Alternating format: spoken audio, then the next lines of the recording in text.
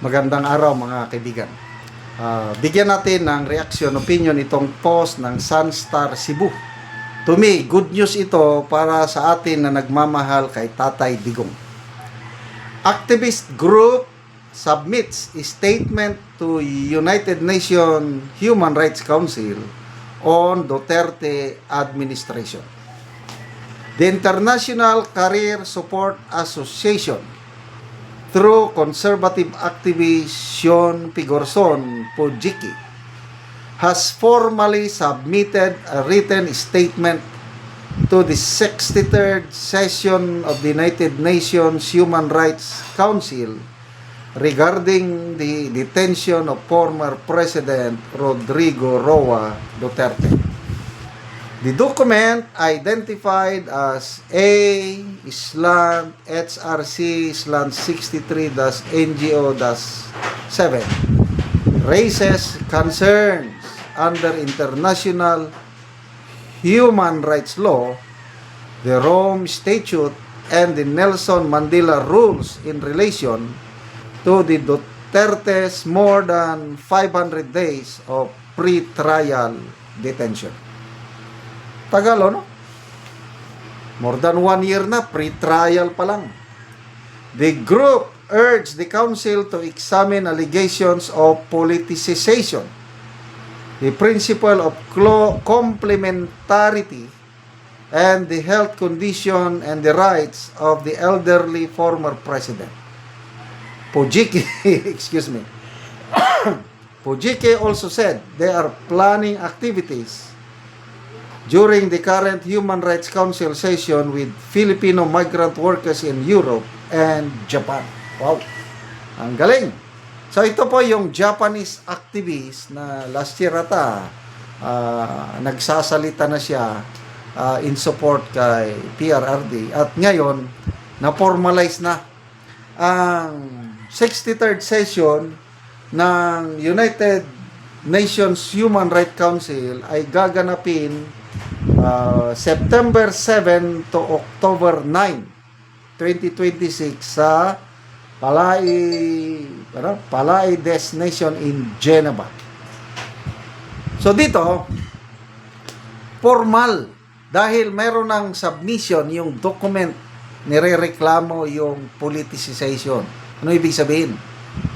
Ang Philippine government ginagamit yung ICC para political persecution sa mga Duterte.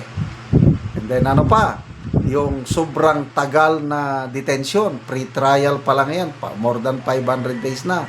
And then yung health concerns ng ating presidente. At sana, ito, pag-uusapan talaga ito, at sana, let's pray for a miracle na ang United Nations Human Rights Council ay gagalaw para maimbestigahan kumusta na ang ating Tatay Digong doon.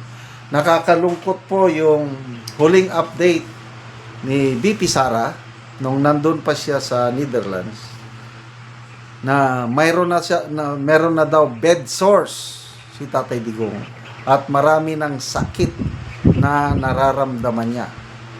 So ano yung bed sores? Nangyayari yan pag matagal kang nakahiga sa skin natin, sa likod ba o sa puwet, yung mag-ano na yung skin, parang, I don't know how will I describe it, magkasugat-sugat na. Kasi yung blood flow, hindi na masyadong nakakadaloy ang dugo, dahil nga, yung kulang na siya ng mobility. Kaya, na-imagine ko kung gaano kahirap ang kalagayan ng ating Tatay Digong doon ngayon. Una, malungkot. Pero napalayo ka sa pamilya. Supposed to be, at this stage sa kanyang buhay, nagre-relax na lang sana si ating Tatay Digong kasamang kanyang mga apo. Kaya ito, napaka sakit itong ginawa ng Marcos Jr. administration.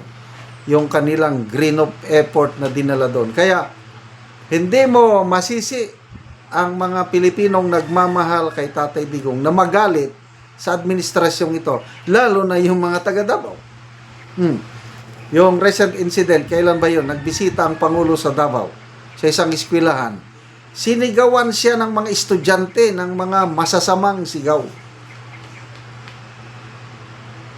Tapos, ngayon, balita na pinarusahan ng DepEd ang mga estudyanteng sumisigaw ng kung ano-anong, well, hindi nga naman maganda ang pakinggan yung yaw, oh, ngagba, marami pang mga masasakit na salita na binitawan ng mga estudyante laban sa Pangulo. Well, it's not good.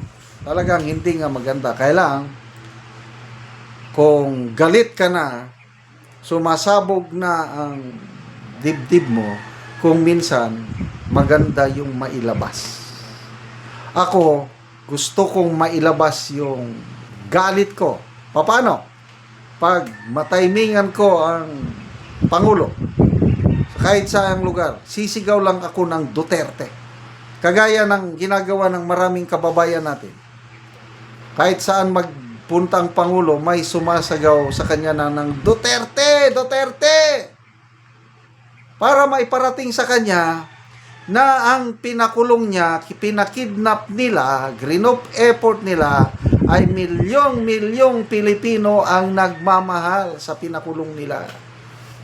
Again, balik tayo sa issue. Maraming salamat kay Mr. Fujiki ng Japan. Ang galing. So, ito pa, yung ICC natataranta. Yung panawagan ng US government na sa mga kalyado, tigilan nyo na ang suporta sa ICC. Ang ginawa ng ICC President, nakiusap sa Japan, natulungan naman sila. Kasi natataranta ng ICC sa galaw ng US government, sa pronouncement na i-dismantle nila ang ICC brick by brick. Sana mangyari yan. Pagdasal natin para sa lalong mas madaling panahon makalabas na si Tatay Digong sa pagkakakulong sa ICC. Salamat mga kaibigan sa inyong pagsubaybay sa channel nito. Nakakatulong kayo ng malaki sa tribong Talandig ng Bukidnon dahil ang income natin sa channel na ito is pantulong sa tribo. Namimigay tayo ng libreng yero at pako para makapagpatayo naman sila ng mas maayos na tirahan.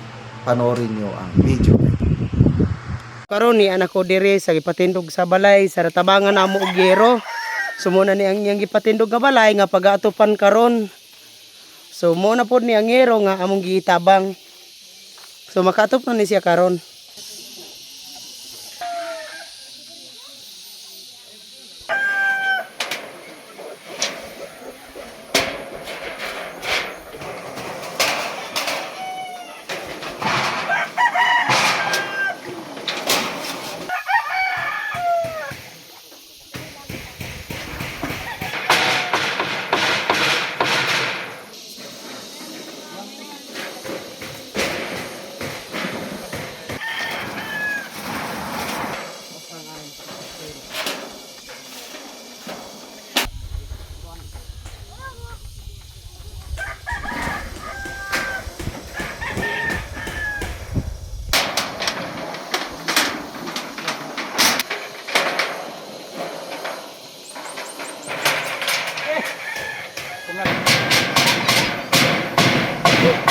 Og karon nakatop na gyud ang gitabangan sa yero. Makita gyud nato nga nindot na gyud nga tan-awon. Sa nagtabang sa mountain.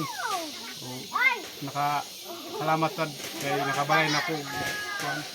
Unang-una salamat jud sa Ginoo kay natabangan ko sin. Kadugayon sa pagpuyo na ako sa akong papa, nakabalay na dito. So nakigpuyo lang kasi imong papa. Puyo lang ko sa akong papa. So karon pagid ka nakabalay. So, karon pa sad ko nakabalay. So pila ka tuig nga nakigpuyo lang ka sa imong ginikanan? Unom ka tuig. So naa na kay anak karon. Na anak. Pila ka buok imong anak? Duha. So duha. So bago pagid ka nakabalay. Wala pa ang tabang dito kabalay kay ang akong kwarta kuto bragid sa kaon. Oo. Salamat. Tayo tabang sa amuha. So salamat pud kaayo.